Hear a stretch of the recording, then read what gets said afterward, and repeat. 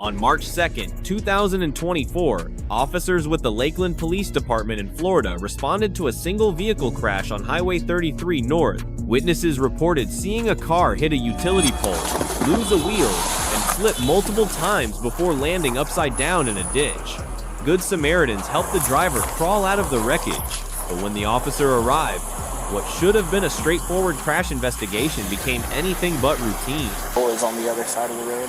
Then we ran over, got to the other side of the sign where we could actually see, because we're over in the turn lane. She's flipping through the air and landed in the ditch. He stopped to help out too. She inside the vehicle at all? Yeah, no, she was. Yeah, we couldn't hear her at first, but like the driver's seat and stuff. I don't know what side. All I know, I just dragged her out. Side we came out of. Okay. And the other tire is right there across the street. You all right, ma'am? I'm sure. Everything all right? Your car's upside down. It is. You positive you're all right? You positive you're all right? Okay, so what happened? I wish I could tell you. I'm not too sure. You're not too sure. Well, which way were you coming from? Lakeland? Well, yes, we're in Lakeland. To Tampa. Okay, well, I'll break it down a little bit more. Which way were you coming from? I just know it was Lakeland. So, somehow you got to here. So on the roadway, which way were you going? Do you remember? I was going home. Okay, were you going this way or that way? That way. You were going that way? So you said you were going this way. I was going that way. Going that way. So you're going that way, something happened and you ended up over here. Unfortunately, yes. Do you know why this happened or what? I don't. You don't know? Do you have your driver's license on you by any chance? You know where it's at, or? I don't know where it's at. You don't know where it's at? You don't need medical or anything like that. I'm okay. Could you help me out? Yeah, what's going on? A lot. Okay. But again, you don't need medical or anything like that. Because you have airbag deployment, the vehicle rolled over. I'm assuming you're wearing a seatbelt because you're intact, which is great. Is your purse in there? Just my wallet. That's all I have with me. So, what is your name? I'm getting in football. Huh? What's your name? I kind of need your name because I'm working a crash. Do you? 100% I do. Where's the other car? The other car? What other car? That I crashed with? What other car did you crash with? You said there was a crash. Yes, you rolled your vehicle over. This is a vehicle crash. Did you hit that by any chance? Not sure. So if you hit that, because I'm seeing that's probably your wheel that's over there. Yeah, now there's property damage. So yeah, it's 100% a crash. So I need your name, okay? You also don't have your driver's license, and I need that because I'm working a crash. No, yeah, I have my driver's license. It fell out of my pocket. So because you don't have your driver's license right now, I'm just asking for your name. What's your name? Can we find my driver's license? No, you're giving me your name. This isn't how this is going. I'm working a vehicle crash, okay? So I need your name, where you live at, your date of birth, everything. Can we find my driver's license? That's not how this works. I am working a crash investigation right now. I need your name, No, yeah, I understand. your date of birth, and where you live at. Can we look for it? Ma'am, listen. I don't know what your name is right now, but here's the thing. You're about to walk yourself into handcuffs right now for impeding my investigation. I am working a car crash right now. I'm not impeding anything. You are. You're not giving me your name right now. You're interfering with my investigation. I'm working a car crash. If this is your vehicle or your parents' vehicle, guess what? A crash report has to be done because of this damage right here. Guess what? You're a driver. These fine gentlemen here helped you out of the vehicle unless you had a passenger. Did you have a passenger by any chance? I don't. Okay, so you're the only person in the vehicle. I need your name. We don't even know where your stuff is at right now. We will worry about that later. That's okay, but I need your driver's license. So what is your name? I'll help you look for my driver's license. No, what is your name? This is the last warning I'm giving you, and then I'm going to put you in handcuffs. 100%. Okay. So what is your name? I'll help you look for my driver's license. Alright, we're not playing this. Under Florida statutes section 316.066, drivers involved in crashes that cause property damage are legally required to provide their name, address, and other identifying information to investigating officers. This statute specifically mandates that crash reports include the names and addresses of all parties involved. The officer here is conducting a lawful crash investigation, which triggers the driver's statutory duty to identify herself. Her repeated refusals to provide her name obstruct his ability to complete the required Florida traffic crash report. The charge of resisting an officer without violence under Florida statute section 843.02 applies when someone knowingly obstructs an officer engaged in the lawful execution of a legal duty. Florida courts have consistently held that refusing to provide identification during a lawful crash investigation constitutes obstruction. This differs from a consensual encounter, where citizens generally have no duty to identify themselves. The property damage here, including the damaged utility pole and the vehicle's condition requiring a tow, triggered the officer's mandatory investigation. Go and surround, place your hands behind your back. We're not playing this. We're not playing this, ma'am. I've given you every single opportunity for you to give me your name. You're not giving me your name. I have to work a vehicle crash. Right now, you're being charged with resisting without violence for impeding my investigation. Do you need medical by any chance? I don't know. Okay. You can come this way with me. Please? We're not playing this. Did you hit your head at all? I didn't. And you're wearing your seatbelt, correct? Do you have any medical complaints right now? Yes or no? No. Okay. Can you please have a seat for me?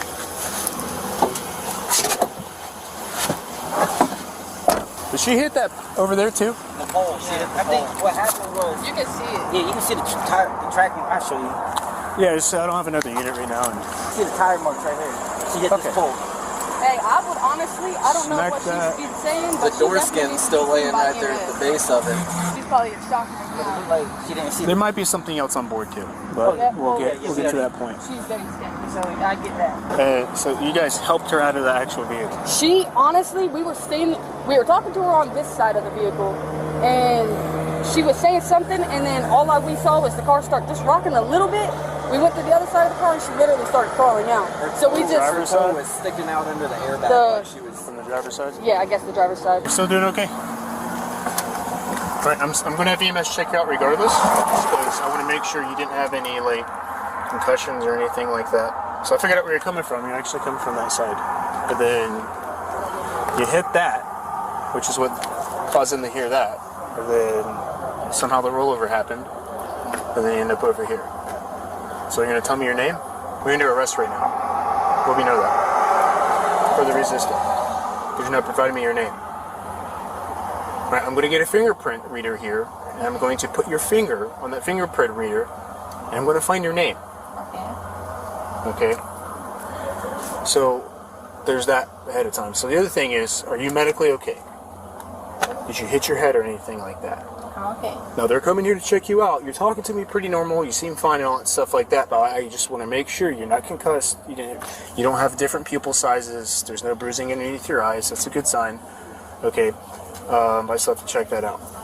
Make sure you're good to go. Okay. Well, if you want to shoot them away or whatever, that's fine, but I need their medical judgment to make sure you're good to go.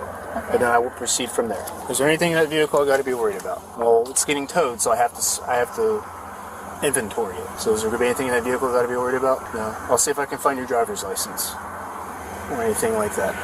Okay. Is the vehicle registered to you? It is, yes. It is? Okay. Like her panel's still over there. The door panel is still over there. Brett smacked this.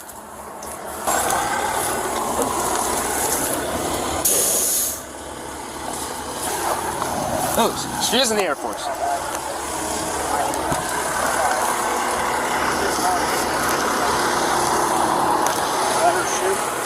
Yeah, she's in the Air Force. Is that her last name? Yeah. She's alert and oriented times 3, complaining of no injury, so Okay. if anything changes, obviously you can call us back, but she's in here and so she's not hurt, so. Okay. Alrighty. Yep. You guys are the experts. Is your name Rosa Gamino? You figured it out? The officer demonstrates notable patience throughout this encounter. He explains multiple times why he needs her name, warns her explicitly about the consequences of continued refusal, and gives her repeated opportunities to comply. Tactically, His approach follows de-escalation principles by explaining his reasoning rather than immediately resorting to arrest. His decision to use a fingerprint reader rather than force to establish identity also shows restraint. The medical welfare checks he conducts show appropriate concern for her well-being after the rollover crash. What's your date of birth? I also see the Air Force utility. I was in the Marine Corps. All right, Rosa, you have the right to remain silent. Do you understand? I need a verbal yes or no for each and every one of these. Anything you say can and will be used to get you in a court of law. Do you understand? Right. You have the right to talk to a lawyer and have him or her present with you while you're being questioned. Do you understand? Good. If you can afford to hire a lawyer, want to be appointed to represent you before any questions if you wish. Do you understand? All right. You can decide anytime to exercise these rights, not answer any questions or make any statements. Do you understand each of these rights that I've explained to you? Or having these rights read to you, do you wish to talk to me? No? Okay. So, I understand you don't want to talk to me. There are some things I do need to know. Is your name Rosa? Gamino? Yes. Okay. Do you live in Florida? No, yes. Did you just get out of the Air Force? I just joined. Oh, you just joined? Like you're currently in the Air Force right now, right? Like you're actively in? Like you have a cat card and everything? Like in the Air Force? Like you've been sworn in, you've taken an oath? Like you've already went through, I guess, the airman training and all that stuff like that? You have a cat card? Do you have a duty station yet? This is actually important stuff that I do need to know. Is it? Yes, because if you're active duty right now and you're on leave, I have to let your chain of command know what has happened to you. I was once in the military. If something yeah, I'm a Marine. Okay. Right? If something happens to you, if you're on leave, or if you're on a 72, or a 92, whatever extended time it is, your chain of command has to know what has happened to you. Are you in the Air Force active duty right now? Or are you reserve? What is it? Tell me. How am I going to know you? You know you the best. Do I? Yes. So are you active duty right now or no? This isn't going away. This isn't making anything easier. This isn't helping your case right now. Are you active duty, yes or no? It's the logistical part. Seriously, if you're active duty right now, your chain of command's got to know like you're all right and like everything's okay. Because for example, you don't have a car right now. If you're stationed, like let's say out in Texas, how are you going to get back to Texas? That's a good question.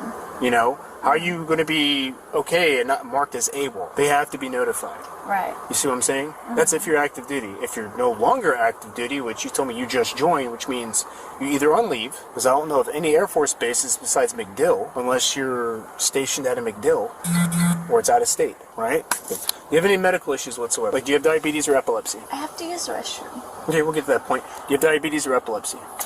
Not that I know of, no. Neither of it? No. Do you have any weird allergies?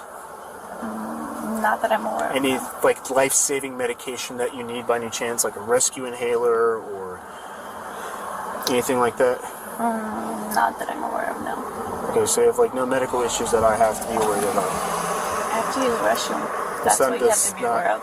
It's not the medical issue I'm talking about. What do you I'll mean get you that's to a restroom. I'm not worried about that. Okay. Okay, but no medical stuff, right? Any contacts or glasses? I'm getting glasses soon. Okay, so but you're not prescribed them right now or anything like that? If I'm getting them soon, they're prescribed, yes. Well, if you're getting glasses prescribed, are you wearing contacts now? No, not right now, but I'm getting them soon. You have a phone in there? If so, we'll try to find it. All right. Rosa Gamino was arrested and charged with 3 misdemeanors: driving under the influence, property damage resulting from DUI, and resisting an officer without violence. Under Florida law, a first DUI offense carries penalties of up to 6 months in jail, fines up to $1,000, and mandatory license suspension. The resisting charge is a first-degree misdemeanor punishable by up to 1 year in jail and a $1,000 fine. Combined, if convicted on all charges, she faced potential penalties including up to 3 years in jail, $3,000 in fines, and probation. The case outcome was not publicly available at the time of this analysis. The Lakeland police officer receives an A grade. Despite dealing with an uncooperative driver who just survived a violent rollover, he remains professional throughout. He explains multiple times why he needs her name. warns her clearly that continued refusal will result in handcuffs, and gives her every opportunity to comply. When she persists, he executes the arrest calmly without excessive force. His medical welfare checks for concussion symptoms and bruising demonstrate appropriate duty of care. The only minor critique is that explicitly citing the Florida statute might have prompted compliance sooner. Rosa Gamina receives a D grade. While she has the right to remain silent regarding incriminating statements, Florida law requires providing basic identification during lawful crash investigation. Her repeated deflections, asking the officer to help find her license instead of simply stating her name, show a fundamental misunderstanding of her legal obligations. The officer warned her explicitly multiple times. What could have been a straightforward crash report escalated into criminal arrest with additional charges.